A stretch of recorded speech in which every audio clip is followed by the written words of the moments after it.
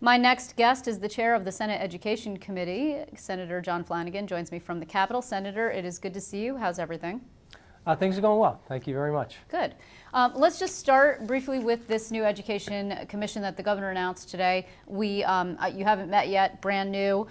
Basically, he's charging this entity with looking at a wholesale reform of the education system. Not surprising, given the governor's pronouncements and agenda up to this point. What's your immediate reaction? Very positive. Initially I was wondering how this was going to come about, but today was very positive. When you get people of the caliber of Dick Parsons to get involved and to chair something like this, and people willingly give up their time, it's a broad array of people with incredible experience, and they are by and large reform-minded individuals, so it's kind of a unique group. Assemblywoman Nolan and I are obviously on the commission and happy to do so, but I give the governor credit for starting it. I think it's going to be important that we hit the ground running, because if we're supposed to have a draft report by December 1st, that's a very tight time frame, but I don't mind that. And here's what I think we need to do. We need to have critical discussions about a lot of different things. And I used this term earlier because we did meet briefly after we had the press event, and that is everybody should be a little bit uncomfortable. If you are going to these meetings and you're in a comfort zone the entire time, that means we're not having the hard discussions. The governor said he wants an action plan. He doesn't want a report. I think that's great. But Liz, let me add very quickly, and I don't mean to elongate this, that the single most important obligation of the state of New York is public education. The single most important thing we can do to achieve that is to have good teachers in the classroom. And that's got to be part of the discussion that we have. Well, okay, I find this fascinating because one of the things that makes people uncomfortable is the level of funding and the distribution, which some individuals believe is inequitable. You represent a district on Long Island. Long Island is a wealthier area of the state. There are, of course, pockets that are not. But when you say people should be uncomfortable, does that mean that you're ready to have a discussion about the possibility that some Long Island districts won't get as much as they are used to receiving in the future? I feel like we've had some of those discussions already. If you look at the distribution of aid in this year's budget, 71% of the money went to quote-unquote high-needs districts. Rather than looking at any one corner of the state, including my own communities, I think the ultimate decision is what's fair and equitable. And I believe, again, as part of this commission, as a legislative member on the commission, I hope I can add some productive dialogue to it. But the special ed, the achievement gap, teacher mentoring and evaluations, there's a whole host of things that need to be discussed. And I believe that the chair and the governor made it clear that it's fairly open-ended. So our charge is broad, and our responsibility, I think, is great. Yeah, the other thing that's not mentioned, and I think the School Boards Association were a little miffed that there was nobody on this commission representing their interests. I guess there are other entities who could say that. For example, I'm looking at the list and I see Randy Weingarten, who's the American Federation of Teachers, former UFT president. That's the teachers union down in New York City, but I don't see Dick Iannuzzi, for example. Yes, but I would respectfully add that any one group can say I should have been on there, or more importantly, maybe somebody else shouldn't have been on there. I can say this: I am in routine contact with the School Boards Association, the school superintendents, the school attorneys, a whole wide variety of groups. And I'm certainly not the only one that does that. The governor's people do it, Assemblywoman Nolan does it, and a lot of the groups that are on that commission. So I am confident that while they may not be there directly, that their voice will be heard. And if I can help be a facilitator in that regard, I'm more than happy to do that. And just before we leave this particular topic, you and I have also talked when it comes to school funding about the property tax cap and the pressure that districts are under to come in underneath that cap. This year it looks like the bulk of them are going to, although they are sort of hinting around that it's going to be harder as time goes on. We also have some districts that have talked about the possibility of bankruptcy, of massive cuts. What is the latest that you are hearing on that front? Several different things. We put $805 million increase in state aid for this year. The expectation is $750 million more for next year at a minimum. Last year we closed a $10 billion deficit without any new taxes. We kept spending below 2%. In fact, we cut spending. And this year, the governor led by example, and we joined him as partners, that we kept our state spending below 2%.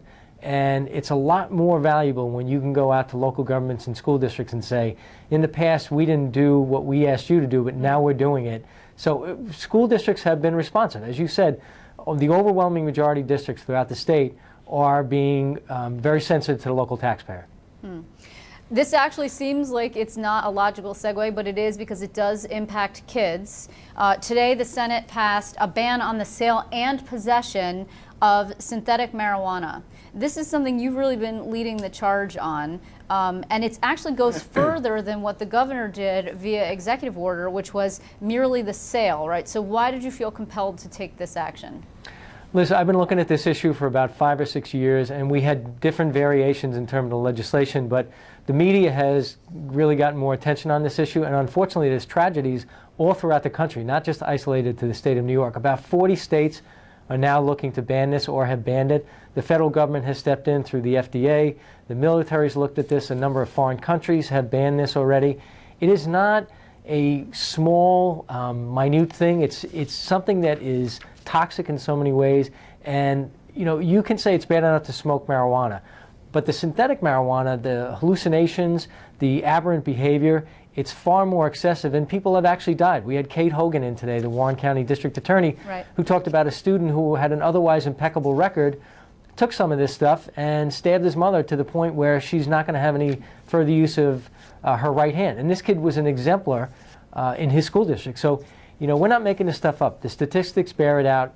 And here's kind of the crazy part. We had to draw this legislation broad enough so that law enforcement and the health department could really do their job properly, because when we craft a statute, the bad guys are out there automatically trying to figure out how do we get around it. So we made it broad enough to give them the tools to do their job. But this is serious stuff. Banning the sale and possession, I'm proud that we're doing it, and I'm hopeful that we can get the Assembly to join us in that regard. The governor's edict that came out from the health department is a positive step, but that banned the retail sale. Now we have criminalized it. It's akin to what the penalties are for concentrated cannabis, which is otherwise really known as marijuana in the penal law. But this is real life stuff. And when you talk to my colleagues and you talk to the district attorneys, we had a BOCES superintendent in there today, they're telling you how these things affect people at the street level. And this isn't actually the only drug that you've been talking about as a problem. It's that you've also got a bill out there to ban salvia. Am I right about that? Yeah, we've had, it's these designer drugs, and I think some of it has to do with technology and the explosion of information over the internet. I mean, you just, as part of what we did today, builds on what Senator Griffo did last year in banning bath salts. I think if you have to ask the average person what they think bath salt is, it's something you put in the bathtub to help you make you feel better. But it's far from that, and it's something that it's a synthetic adaptation to something that they say is not for human consumption, but it is clearly used for that, and it leads to extraordinarily dangerous behavior. It's interesting that you bring that up. First of all, I didn't know about a lot of this stuff before you guys started talking about it. So it goes to show you exactly how out of touch I am on the drug front. But then you hear reports about kids who get drunk off drinking hand sanitizer. I mean, the thing is, you're always a little bit one step behind. You keep trying. You brought up the issue of the quote-unquote bad guys who try and get around the law. I mean, it's just not possible, is it, to draw something up that is so broad that it's a grand catch-all for everything? No, and I think we have to be very careful when you do the grand catch-all, because government should have its own set of limitations. I don't want to have, whether it's the health department or any of our law enforcement personnel just having blanket authority to do anything they want. There's an inherent value in providing some restraints in terms of how we advance legislation. In this case, I think we struck an appropriate balance between giving broad authority, but not giving it so broad that someone can run amok in the process. And the other sort of interesting contrast is that you don't hear, unlike with this synthetic stuff, you hear a lot about, and you brought it up yourself, violence, violent tendency, violent behavior. You don't hear that generally when you talk about natural, if you will, marijuana, and there has been a discussion about the possibility of medical marijuana legalization. Now, the governor sort of put the kibosh on that for this session. I just wonder if you think that there is a door open among your colleagues going forward. If there is a door open, it must be in a different building than the one I work in, because I don't see that happening any time before the end of this legislative session. What about next year? I mean, ever? Well, you're going to have a new legislature come next year, so I would be hazarding a guess. I still think there's a number of very strong issues against that. Listening to Kate Hogan today and some of the other people who work on these issues perhaps a little bit more closely, Do I think, as I said, nothing's going to happen this year, in my opinion, but looking forward to next year, do I think it'll be part of the debate as we go over legislative policy and public policy in the new session? Absolutely. You do? Okay. Yeah. And I know that I've talked to some of your colleagues about their personal positions. Is yours a definite yes or a definite no? You know, I have grave concerns about something like that, but I remember the first time I saw legislation on this, basically it allowed people to become dealers and distributors, growing pot plants in their backyard, and I'm not talking about, a little ounce bag. So a lot of it depends on what the details are. If I were listening to health professionals and law enforcement personnel at the same time and trying to figure out how that might work in an appropriate fashion, I believe it would be irresponsible of me not to listen in earnest and see if there is some appropriate balance, but right now I don't see that.